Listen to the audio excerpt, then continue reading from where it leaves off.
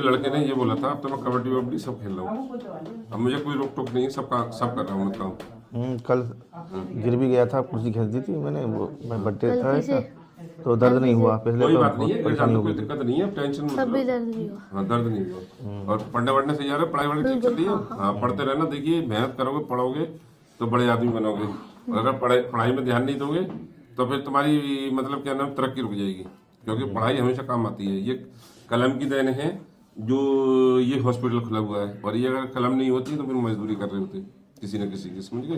क्योंकि अगर जो लोग पढ़ते नहीं है वो क्या नाम में मजदूरी करते हैं किसी कारण बस। पहले तो समझते नहीं है बचपने में कि हाँ हमारे माँ बाप सही कह रहे हैं, गलत कह रहे हैं, अच्छा कह रहे हैं, बुरा कह रहे हैं। बाद में समझ आती है जब माँ बाप, जब टाइम निकल जाता है। हाँ जब कहते हैं कि हमारे बाप ने नहीं मारा, हमारी माँ ने नहीं मारा, हमें पढ़ाया नहीं, हमें लिखाया नहीं, हमें डांट देते या हमें पीट देते, तो कम से कम हम स्कूल तो जाते। तो बाद में सोचता है इंसान। तो हमारे इलाज से आप खूब खुश हैं? बिल्कुल। मम्मी पापा टेंशन खत्म हुआ अब हैं?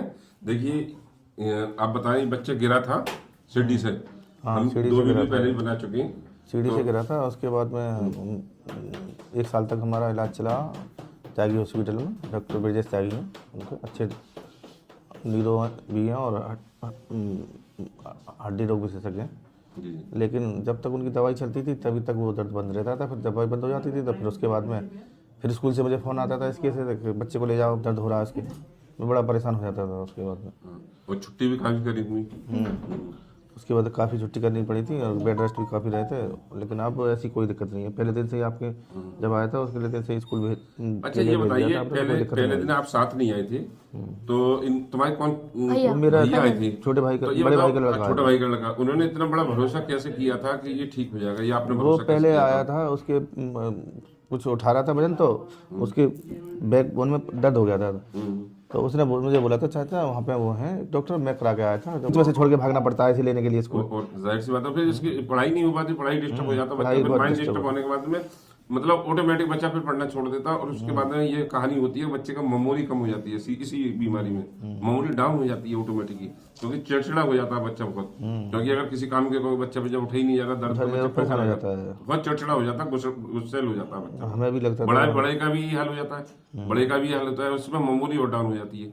हाँ ये भी लेटी है, ये जिस टाइम आई थी तो बिल्कुल बैठ भी नहीं पाती, खड़ी भी नहीं हो पाती, चल भी नहीं पाती, लेटने में भी प्रॉब्लम थी। अब इनकी थोड़ी कमर सीधी कर रही है, ठीक हो जाएंगी। तो मतलब आप हमारे इलाज से खूब खुश हैं? खूब खेलो कूदो, कोई रोक टोक तो नहीं कर रहे आप? हाँ बस खूब खेलो कूदो। और थोड़े से मैं एक चीज और आपसे कहूँगा, बार बार कहूँगा कि उसमें परेशान मत होना। जो जितनी बॉडी वेट लेती है उम्र के हिसाब से, उतना वेट रुक जाएगा जाके। हाँ वेट भी ओवर होगा उम्र के हिसाब से, ये वेट ओवर है।